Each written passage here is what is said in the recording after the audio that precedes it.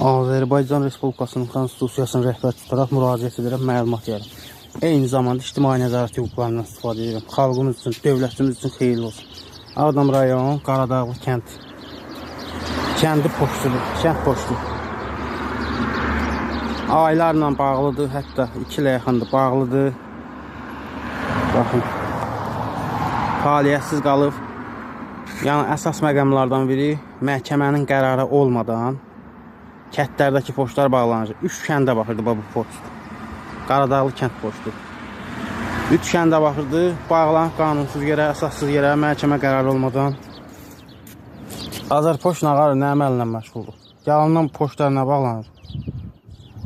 Heç olmayan hər poçtda bir dənə məktub paylayan olar da. Nə qədər yalandan bunu qanunsuz saxta qərarlarla, sənədlər saxtalaşdıraraq. Bunu nə bağlamsan yalandan?